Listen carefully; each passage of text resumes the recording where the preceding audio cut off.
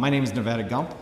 This is combating check fraud with digital innovation and along with current trends in financial crimes and mitigating risks. Just so you know ahead of time, I keep this very light.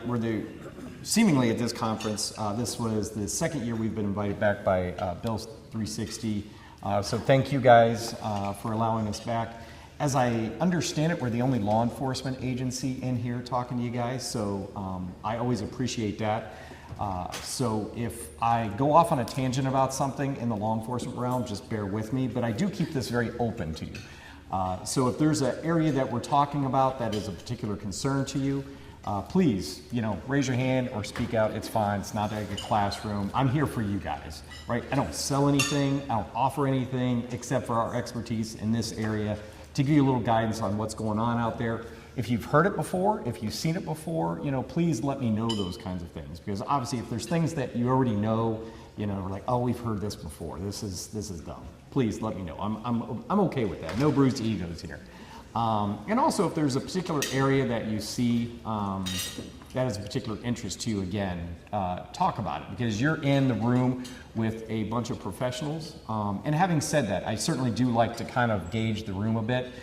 Just from a show of hands, business owners? Fantastic. Any straight CPAs? Okay, we got a good mix. Who did I miss? Who else do we have in the room? Anybody just attending the conference just because they like the Marriott World Center? No? Okay. You love parking in a place like this? Okay, well, we're going to get started here. There are a couple of housekeeping things here for you. Obviously, you already know this, I hope you do anyway, is that by attending this and getting some kind of fruitful information from me, you do earn 1 hour of CPE. So I know there is a scan-in process. Hopefully you've already done that to gain that credit if you so choose to have it. Otherwise, you guys just love coming in and talking to me. I do have one question, though, before I continue. Was anybody here last year?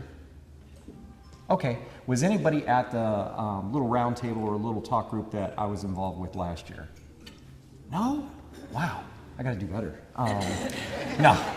No, actually it was actually really great last year. We did kind of like a panel discussion on fraud and trends and things like that with Bill360 and I think, gosh, I forget his name, but so yeah, sorry, horrible with names. But it was kind of a cool, fun event.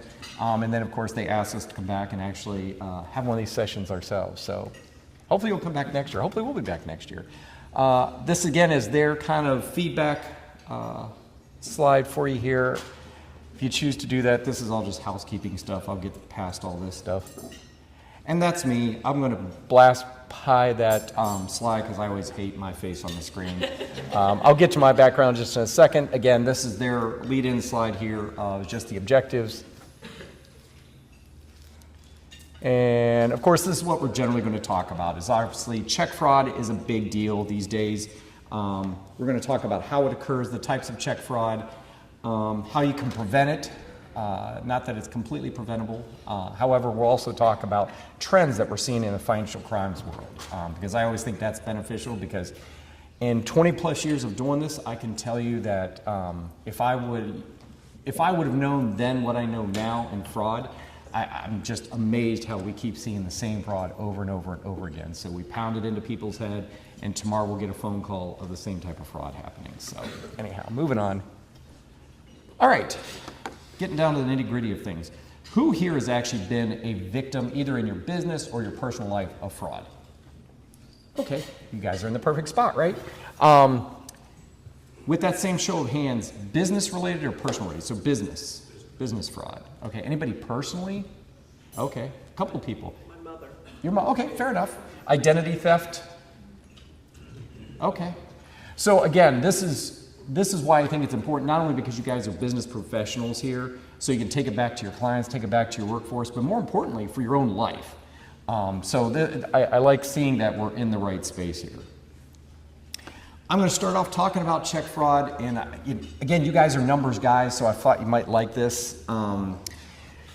Does anybody in the room, and I know we have some people who are my age-ish, has anybody remember when you used to get paid by cash? Anybody in the room got paid by cash before? I'm not the IRS, so don't worry. I'm not talking today. We're not going to hide mics at your table to talk about. So one of my first early jobs was working, and it was, well, I'll tell you right now, it was Kmart.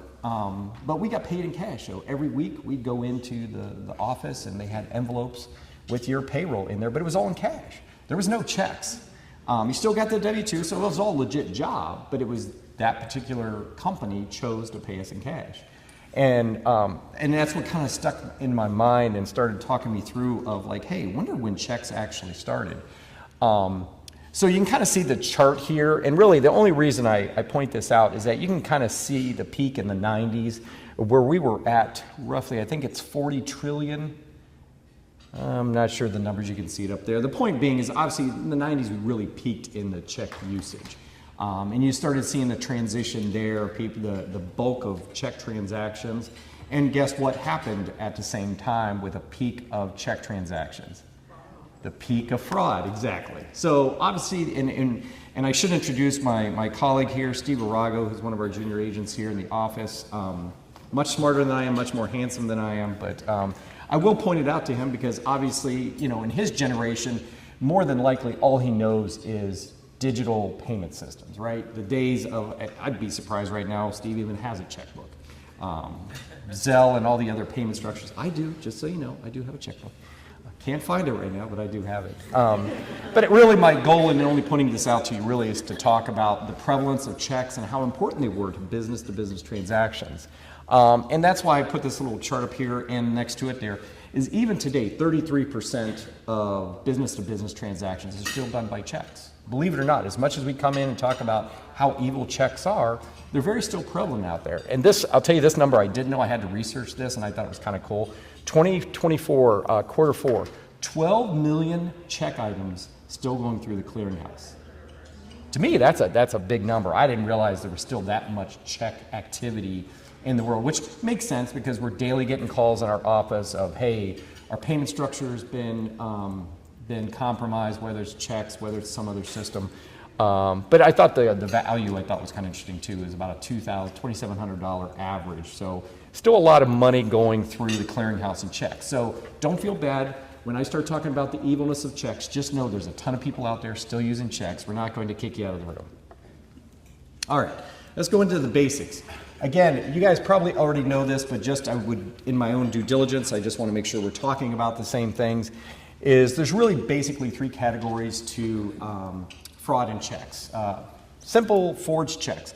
That's your old school, somebody's stolen a book of checks, insider, it could be from the bank. Somehow somebody's gotten a hold of a stack of checks and they just simply forge them. They start writing the checks or printing the checks to whomever the payee is. That's about basic old school. Altered checks, on the other hand, that's where we get a little bit more savvy. They'll somehow get their hand on your check and they'll alter it, alter the payee, alter the amount, alter the bank on it. There's enough things that they'll alter on it that it takes enough time for, by the time it gets back to you, the fraud's already occurred. So, and then lastly, and this is the one I personally worry the most about, is counterfeit checks. Because then they've honestly gotten a hold of your check or your bank account number and they've just taken it over. Now there's software, you guys all know this, there's software out there that I plug in the routing number, I plug in the bank account number, and I'm going to town with these checks. So those are the ones I particularly worry the most about. Again, some of this is basic information, but we're going to cover it anyway, is the warning signs. Let me ask you this. Who do you think notices fraud more? Bigger businesses or smaller businesses? Smaller business, right? It hits that bottom line faster than the big businesses, right? But where do you think, if I'm a fraudster, where am I going to target my fraud? The big boys. The big boys, exactly. So just if you're in here and you're in a big business, that's fantastic, but no, it's going to affect you in a larger way, because if I'm a crook, I'm going to target where I can get the most amount of money from.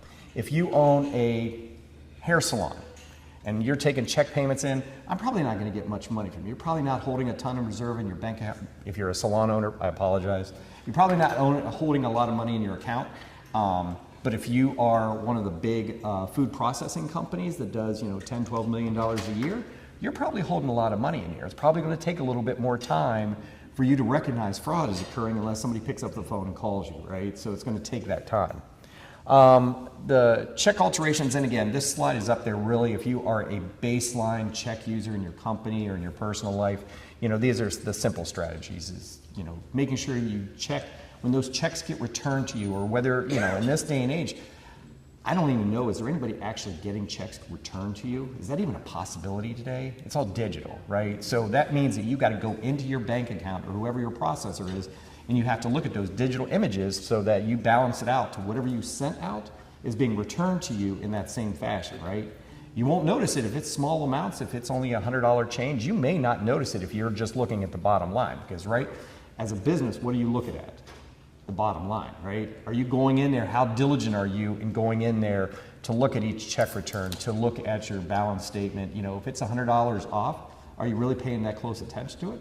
Maybe, but in some bigger companies that may not be the case. So, well, and I hope so. But I can tell you right now, and I only say this from experience, there isn't anything I'm going to tell you up here that we haven't experienced, because you're going to see those big companies, they'll accept $100, $1,000 being off. They'll think a mistake was, calculation was done incorrectly. Let's move on and let's figure it out later. It happens. And then by the time we get involved, they're probably $1 million in the hole because that $1,000, differential in their transactions didn't pan out. They didn't investigate it. And now all of a sudden we're deep into the fraud. Again, numbers people, I know you love this stuff. I think it's kind of funny in this sense that when I was looking, and I do this every time we come out and talk to somebody because I know you like numbers, I couldn't get one group to agree on the amount of fraud going on out there. And there is some rationale behind it. So as it stands right now, the FBI reports in 2024 $1.4 billion, FTC says 12.5, and of course our favorite ABA is saying 21 billion.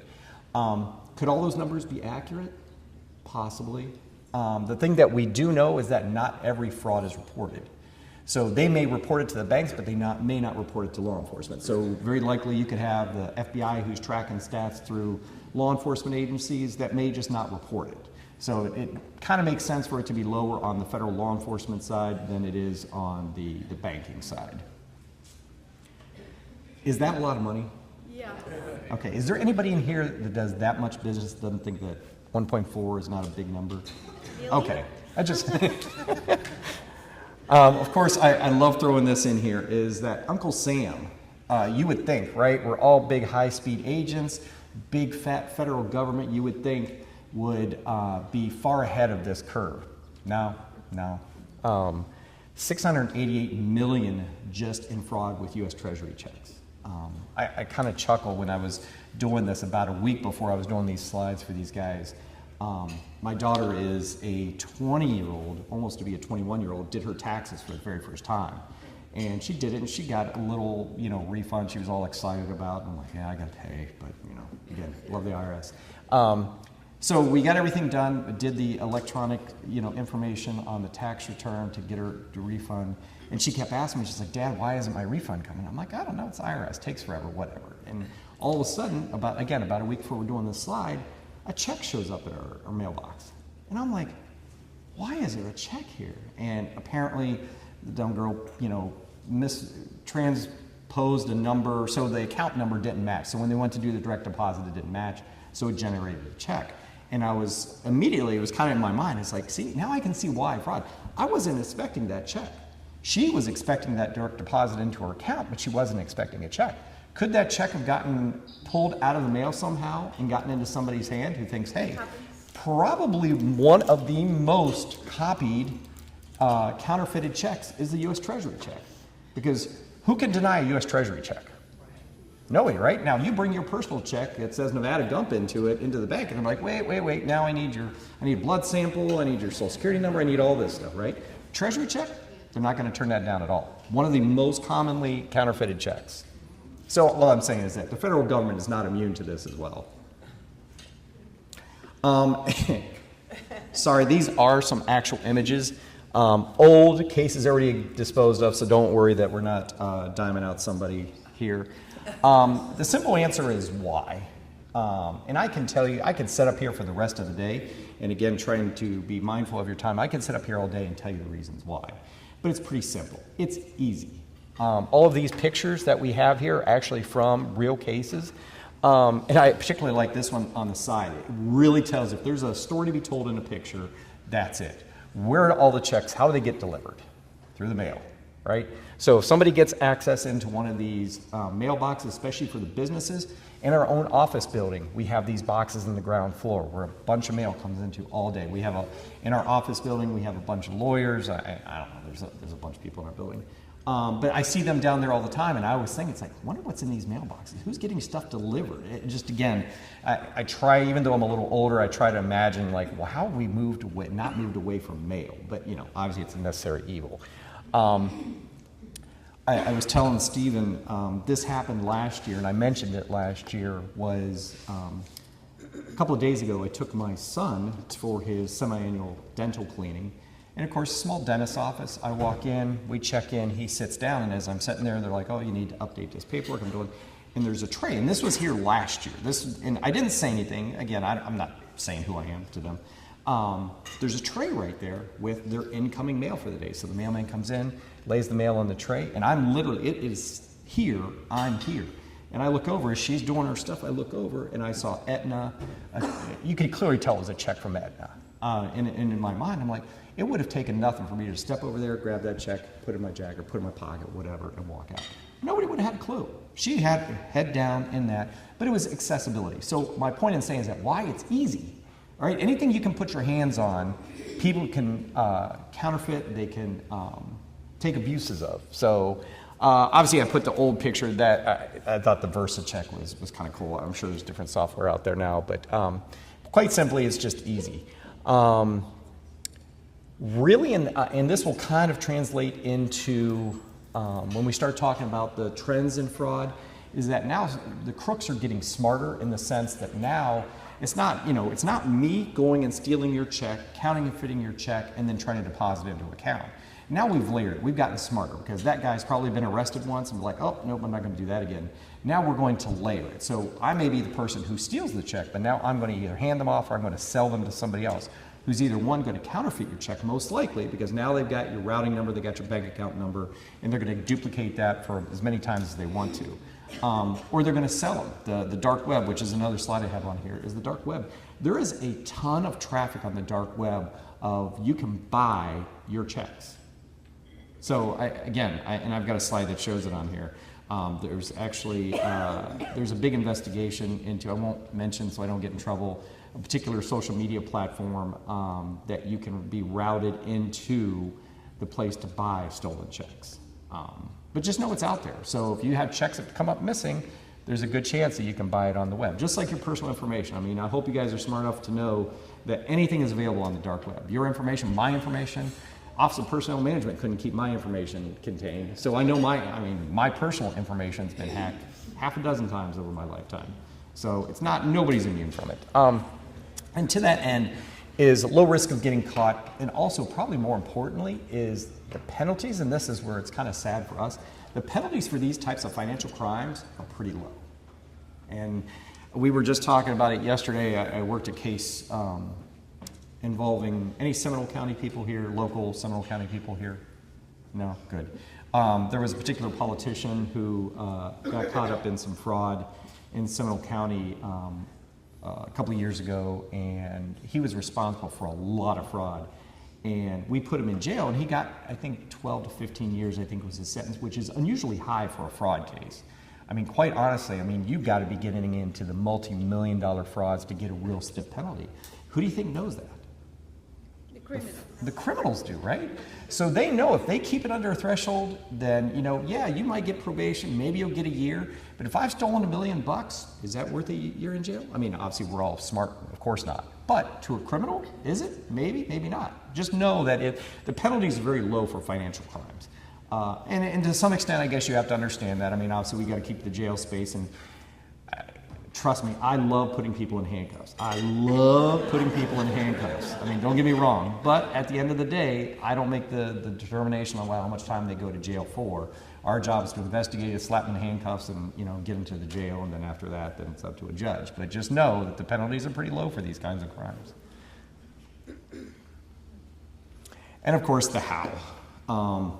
this is the stuff that I think gets most people so worked up, is this screenshot right here are actually of online sales of checks. And these are legitimate checks. They guarantee their account numbers and routing numbers for that, or your money back. I can tell you the one in the upper left is a, I'm sorry? Oh, right, yeah. Hey, I don't explain them. I'm just telling you that's what's out here. But these were actually images that were on the internet of, again, dark web sales of checks. So it's as simple as that. Of course, mail theft is probably the most common way to happen because, again, we already talked about that, right? I mean, checks traverse the mail. You have a mail carrier, you have a mail room. I mean, there's so many points of origin for the mail to get stolen. It's probably the most prevalent. Social engineering is pretty common. You know, you guys are obviously, since you're in this room, you're obviously very smart people. But is every person that picks up the phone in an office, at a doctor's office, or a bank, are they as smart? You hope so, right? But do we know that they can be socially engineered? Oh, this is XY company. Hey, there was an issue that happened with my account. Can you confirm that this is the right account number? You know, they give you the wrong account number. Oh, no, that's not correct. Here it is. Again, I try to tell even our guys is that imagine every person that's a worker, because you think common sense would kick into place. But we know that's not the case. So I try to tell our guys, especially, is that imagine every worker out there is the 17-year-old high school student. All they're worried about is how much they're getting per hour and what time they get off. And that's it. They don't care about your business. They don't, you know, they don't have a vested interest in your business. So the person picking up the phone, person at the bank, whatever, it's not a vested interest for them. So can they be socially engineered? Absolutely. Overpayment scams, pretty common. Usually smaller businesses will see that. Chemical treatment, we don't see as much of that anymore. That was a trend some time ago. And of course, digital alterations, legitimate checks. Again, because you guys are numbers people, I know you like the facts here. When we start talking to businesses to ask them, hey, why is it that you continue to use the checks? Number one most common reason is people think they're safer. Again, it's just across the board. That's the answer we hear. I'm not here to argue it one way or another. Obviously, you guys are smart people. You can obviously recommend to yourselves or to your clients how to operate. But generally, we see that there's no plans to change. This was a survey, and I don't remember where we picked this up at, but a survey that showed 70% of check users are like, no, I'm good. And maybe they've never had any fraud occur to them. So again, I understand it. It's safer. So the great thing is checks can be used anywhere, right?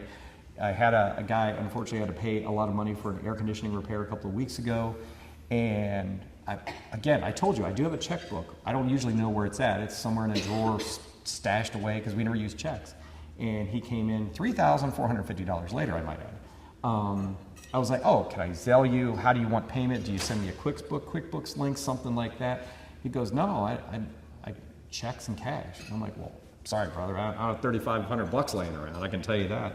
And so it took me an hour to find the daggone checkbook to actually write this guy a check and blow the dust off of it anyway. But they are accepted. Everybody can take a check, I guess my point in saying that. The nice thing about it is, for checks, is no technology needed.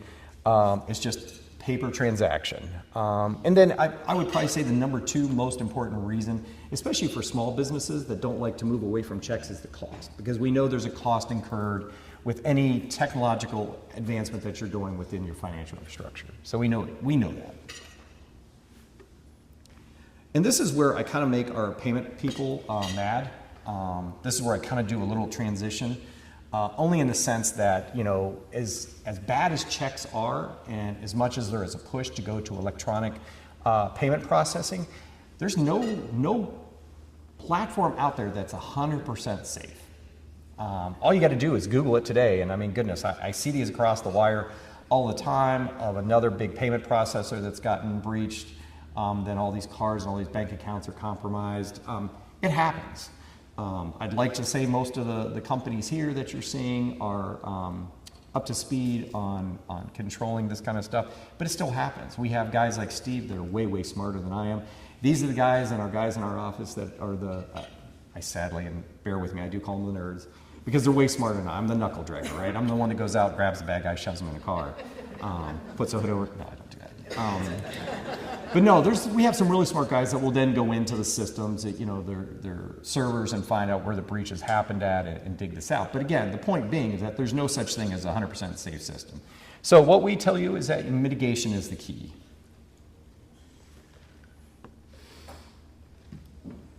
Some of this stuff would probably sound pretty common sense.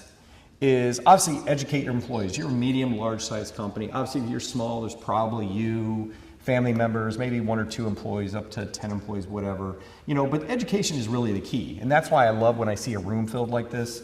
Number one, because it's 8 o'clock in the morning. I'm like, man, you guys really want to come see this. But no, more importantly is that I really do like coming out and talking to professional groups, because you become the sounding board for someone else. So another colleague, another business, or friend, a family member. I don't know how many times I have encountered somebody who will come up to me afterwards and be like, hey, I think you said your mom was a victim of fraud, who will tell me, oh, well, this happened to my mom. And we're going to talk about some trends, but I like coming out and talking to you guys about the trends that we're seeing going on out there, because then you become the sounding board when you're out in your kind of space and you start talking to other people, like, hey, we heard this guy talking about this, or you'll hear something here.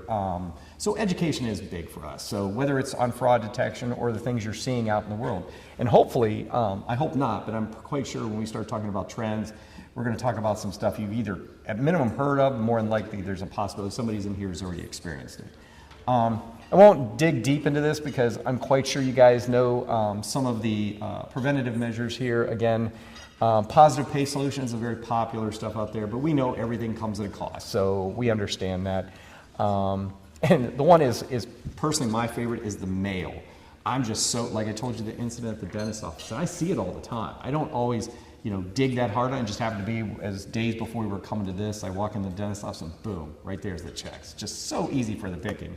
So I personally, I'm like, get it off your counter. If you're one of those companies or if you're one of those businesses that do that, please, take the mail, or, tell the mailman to come in the back and give him a Coke or something, and, get good terms with them instead of just letting them come in and just dump that mail on the counter.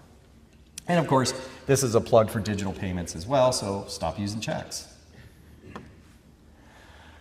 And again, obviously digital payment solutions, obviously there's a ton of information out there for you on that stuff. I don't have to go deep into it. It's out here. That's kind of what this whole venue, I shouldn't say only venue is, but obviously there's a lot of options out there for you to view.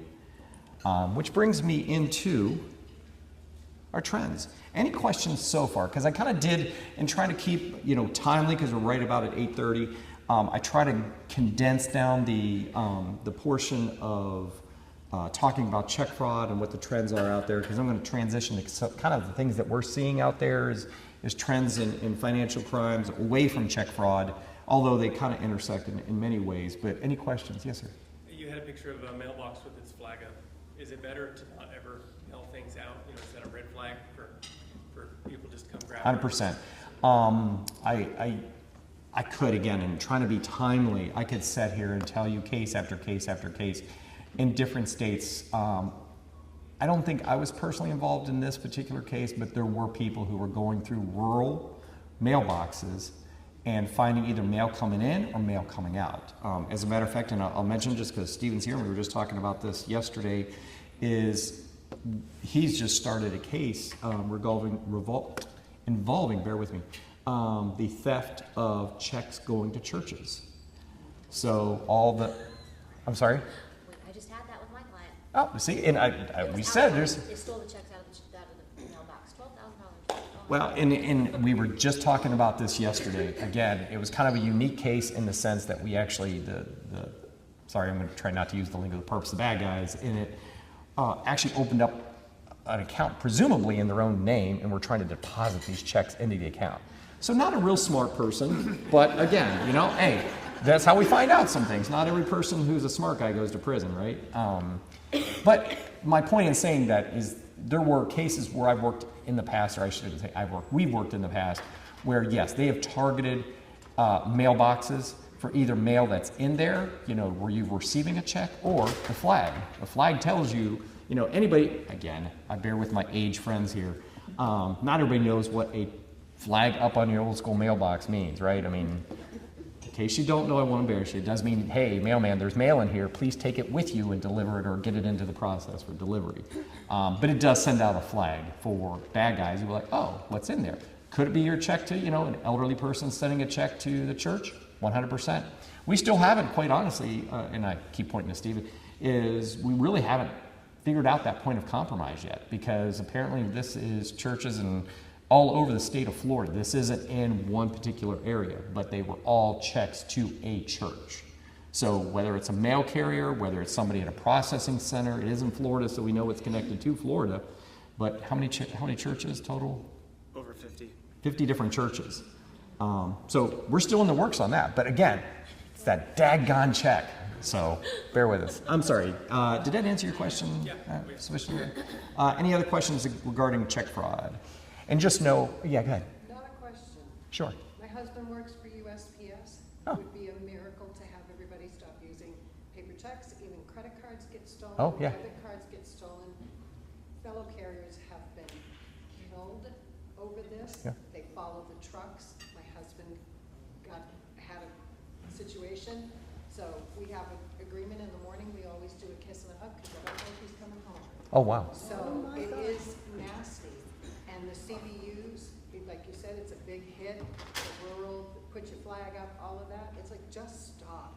I do wish him to still have a job. There's all kinds of other wonderful things that people deliver by mail, life-saving things, medications, all kinds of stuff. You'd be surprised what they put through the mail. Hey, when I was in the military, my mom sent me cookies. So, I mean, I'm all about the U.S. Postal Service. Sorry. Dating myself for a minute. But it's real, folks. It's absolutely real. And the more that we can keep pounding on our clients, especially the people in construction, the old school, oh my God.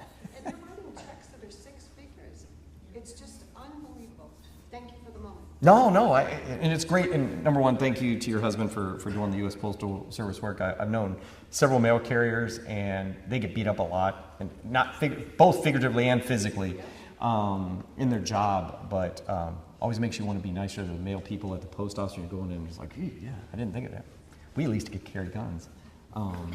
So yeah, I'm not surprised by that. And we have seen that before. We've seen mail carriers, we've seen UPS drivers, and you bring up good points, and this is always the dangerous part for me. This is when I start going down that rabbit hole, and we've got 50 minutes, but we've seen where UPS drivers, FedEx drivers who are bringing packages, we could go on and on for that kind of stuff, but yeah. So this is part of it.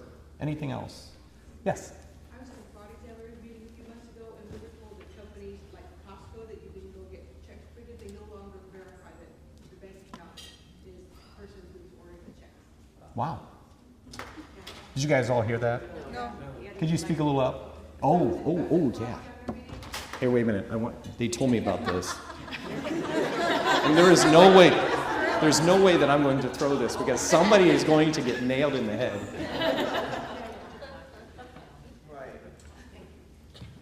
And by the way, that's really cool. Whoever came up with that idea, man, genius, absolute genius.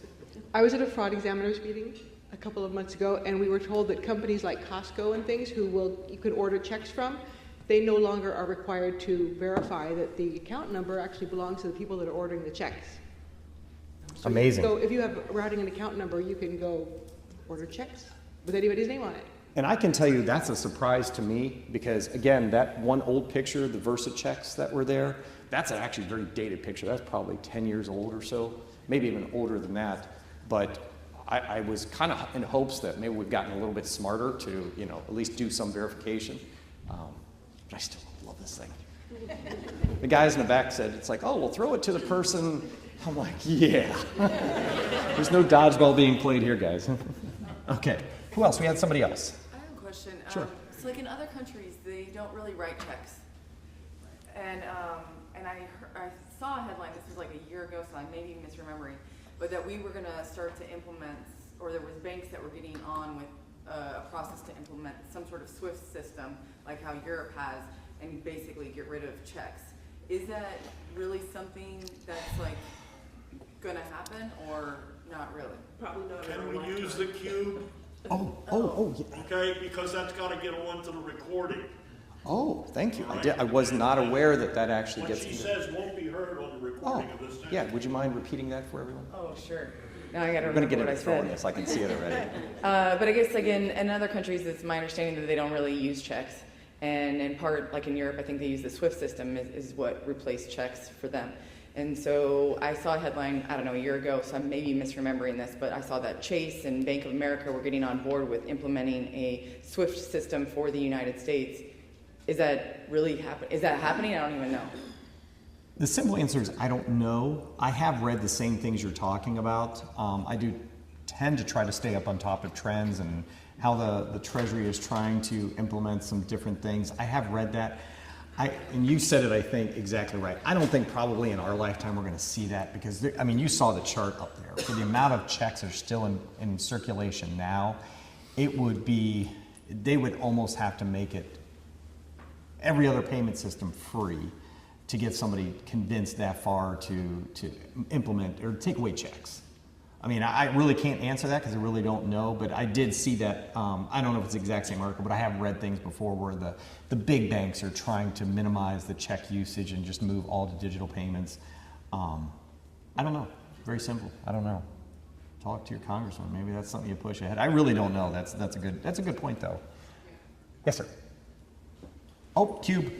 All right, you can toss it to me. I'm good. Well, you don't want me to throw it. See, it's just almost that perfect weight where I think I could throw it and be fine, but somebody gets pegged with it then. So one of the things that businesses like to say is, well, checks are so cheap, they're free. But they aren't free. You pay for the checks, you pay for the printer, you pay for the toner, you pay for the person to stuff the check, you pay for the stamp. They're not free. And quite honestly, to add to that, is they're not free in the sense that you're paying for the fraud associated with it. So don't think the banks are can I do it? You're in the corner by yourself here. So I understand that IRS. Yeah, right? This is going to turn into a volleyball game. I see this already. I understand that IRS is no longer going to be accepting paper checks, and they're not going to be issuing paper checks. And I think that's September timeframe. Is that? Oh, wow. Okay. Yeah, so that's, I mean, I'm a CPA and most of my clients still want to send a check. So this is going to be a big deal for them to transition. And I haven't seen it as mainstream, so there's at least a few of us who've heard it. So we'll have to get that news out too, that they won't have that option. Yeah, mine, again, I pay every year. I'm really bad at that. So, yeah, I'm not surprised by that. Every year I've had But to. maybe that's what we need, you know? There is a generation that still has to receive a check and they are not ready for anything else. They will have to get ready. I mean, the IRS has been penalizing people that send checks in excess of certain amount. Okay. But I mean, if they just draw the line and says you will get a refund to put a deposit on your bank account and that's it, you know. But they will have to do it. They will have to do it, and that's a beginning. Right? Anybody else? I'm dying to throw this way in the back. No. I have clients who do the ACH through the bank. They pay, paying bills, and I usually try to tell them that. But then the bank will send checks to the businesses. So is it the business that's not accepting the ACH? Like, how is that working? The routing number, they changed the information on the bottom of it to not be the. Well, I don't know. I not never the banks. The banks don't do that. When you use a payment processing service, yes, they do. But not the banks. Yeah. Oh, yep. Got to pass it up here. Sorry. There you go. So if you send a check through your bank, it's your banking information. Not through a payment processor, but your banking. So just gotta be careful with that. We had that situation. There was fraud. Well, and kind of going back to what I was saying before is that, I hope, again, you guys are all very smart. You know that the fees you're paying, regardless of what payment structure you're using, you're paying for this fraud. There's nobody, hopefully, that's immune to knowing that you're paying for all this fraud, all these dollar amounts. The banks aren't losing. Don't kid yourself. They're not going to take a hit for this. It's you're paying for it, or your businesses. I just had a situation last week with a client that he owns a hair salon, small guy, right? He's from Jordan. I don't It's a think hair salon. That's what I started to make fun of earlier. I don't- Dang it. But I I was don't trying to pick a business that nobody really has, but sorry. But I don't think he must have a bank account, but the IRS owed him money from like 2020 and 2021 tax returns that were amended. And they literally, I have the pictures on my phone, they literally sent him checks. And that's just as recent as last week. And it kind of bounces off what I was telling you with my daughter, who had transposed a couple of numbers for her, tax refund, and of course the stupid check shows up that we weren't expecting. We were expecting the money, just not expecting a check. But therein lies the problem. If you can't get the federal government to fall in line with getting away from paper checks, how do they expect anyone else? Anybody else? I'm trying to be timely here because we got about 10 minutes and I want to get any questions, try to get over this. And just so you know, I will be here afterwards. If you don't plan on going to another session that you got to be on time with, I'll be here to answer any questions that you guys have. Any last minute before we move on to trends real quick? I have one question. Sure. Whoop, whoop, whoop, whoop. Sorry. I'll make it really quick. Okay, have you seen any trends in people's account numbers and routings being taken from ACH transactions? A lot of places are wanting your account number and your routing number for payments rather than issuing checks because of all the mail fraud. Yes, but not as much. Okay, because I know we're seeing several upticks in that as far as their account numbers being stolen. And then the other thing was our government agencies. We have a lot of cities inside of our metro, and they are targeting the government agencies as far as stealing their checks out of the outgoing mail and then cashing them. And of course, they don't catch them right away because of the way the system works with the government. That's actually a really cool point. We were just talking about how the IRS can't get on board with using or getting away from paper checks. You bring up a good point, and I'll address the ACH numbers first, it really comes back to the payment processing platform. If you get and this, I don't want to get too much into the weeds because this gets into one versus another. If they're not mindful of how their payment platform is set up, can they be breached? 100% yes. So, of course, this, and I said this to Stephen today as I was thinking about how to relate, trying to tell everybody to get away from checks and move to a different payment processing platform is the Orange County, or the police, any place where you're from. Police always say, nighttime, lock your doors, lock your car doors, make sure all the valuables out of sight, because that way people don't walk up to your car, see a purse, see a phone, bust the window, take it. Do you do it? Yes. Some do, some don't. Otherwise, the cops wouldn't have to keep making these reports. So I kind of look at that in the same sense when it comes to checks. I can tell you all day long, get rid of the checks, go to a digital payment processing platform. Is the fraud still going to be there? Yes. But we know, based on what I just told you today, how easy it is to manipulate checks to create the fraud. Then to me, if it's one less item that they can easily fraudulently use, to me, we won the war, right? Or at least the battle, right? We're never going to win the war because the fraud is just too easy to do. So good point with the ACH numbers. Everything's really in play when it comes to banking industry. And again, I don't want to belabor it again, being mindful of time, but we could sit here all day long and go through the timeline of these big major payment processors who've been breached. So again, like that one slide says up there, no payment processing system is 100% foolproof. There's not one out there. Everybody can be hacked, everybody can be targeted. It all depends on the person targeting them, how motivated they are to get to them. So, it's kind of that double-edged sword. Any other questions before we move on? I'll try to speed through these again, trying to be timely. Business email compromise when it comes to trends. Biggest things we see with businesses. And that, if anybody been a victim of it? One, two, few? Okay. Okay. Clients. Basic, in real layman's terms, this is the ability for somebody else to get a hold of your account information through either an email or a phone call, where they've been able to compromise saying, hey, we're the bank, or maybe it's me calling the bank saying, hey, I'm the CEO. We just had one not all that long ago. It was, I won't say, it was a big business here in Orlando who was the COO who I guess needed to change his account to get his rather large yearly salary or monthly salary, whatever it was, and the bank took it hook, line, and sinker, changed the account number, and all of a sudden these funds started flowing out of his account into another account. And again, it's on the bank, clearly. It's the financial institution that took the hit for it. But, you're making $200,000 transaction, that stacks up pretty quickly. So we see these pretty frequently. We're seeing them on the increase.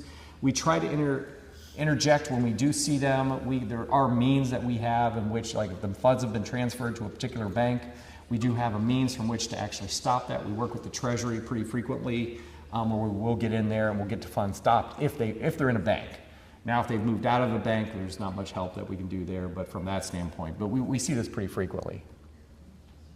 Money Mule networks, anybody not familiar? Well, I'll tell you about it anyway, just to keep it moving here.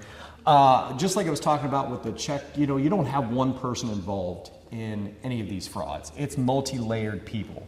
And the Mule network comes into the fact that, I may steal the checks, I may give them to you, you're going to sell them to them, the next person is going to cash the check, another person is going to deposit into a different account and then send you a check, and then you're going to send it to another person. So it's layered. And quite often, and quite honestly, a lot of this stuff happens out of the country too. So by the time we're done chasing 5, 6, 7 people in the US, it's bounced out to Ukraine. And I'm not targeting a particular country, but quite often it will into the Eastern Bloc countries. We do see it over in that area quite a bit. Pig butchering scams. The scam has been ongoing. The pig butchering is kind of a relatively new term. I don't particularly like this, but I do understand the reason it's called that. Anybody familiar with pig butchering? Have you heard about it? No? Okay, good, great. So basically, pig butchering is they're going to take advantage of somebody who... Romance scams, have you heard of romance scams? Yeah. This is kind of where it launches into. So you get a romance scam, somebody starts online a relationship with somebody, they think they are a real person, instead it's this 300-pound guy sitting in another country.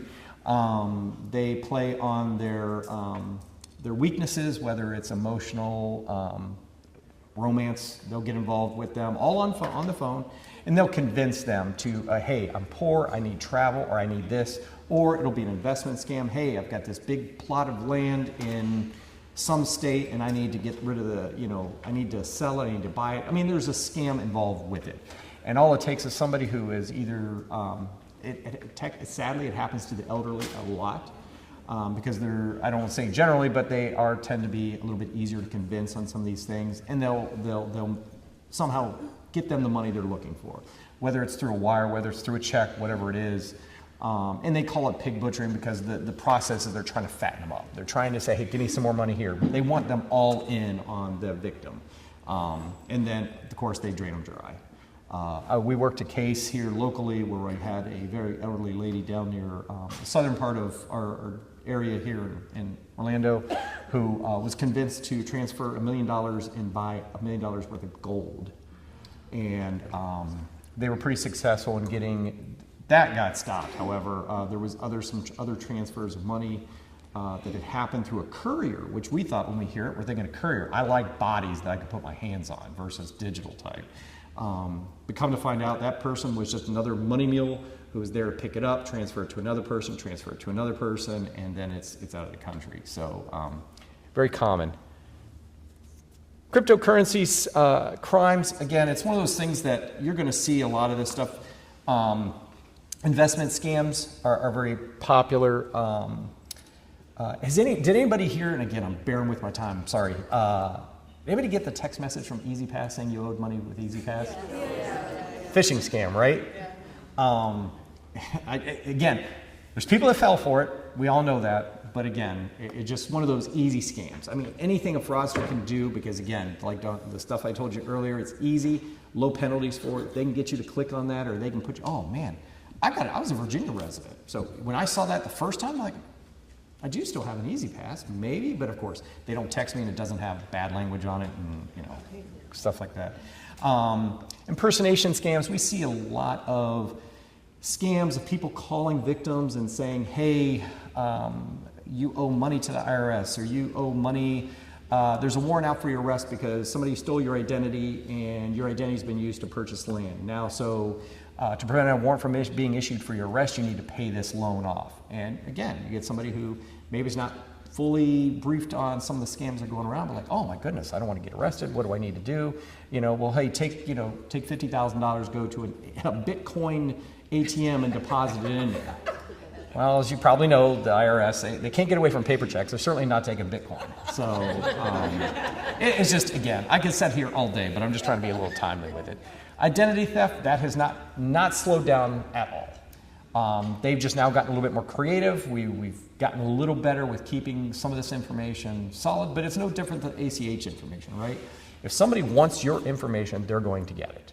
So you do as much as you can. Again, it's education, it's acknowledgement, looking at bank accounts, looking at credit reports to make sure nothing has happened. So,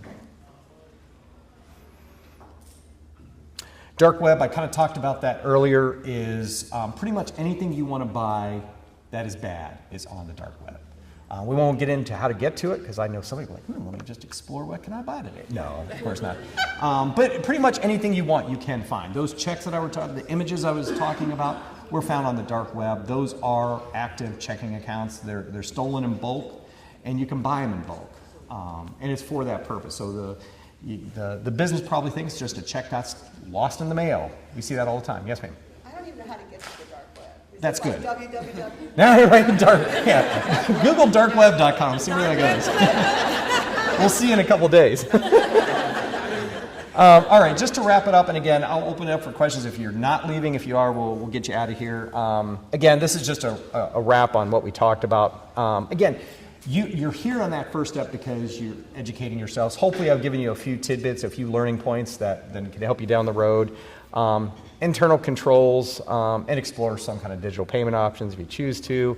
They want your feedback, and more importantly, if you feel like you want to, go ahead and snap a photo. That is my not personal cell, that is my work cell phone. Don't get excited.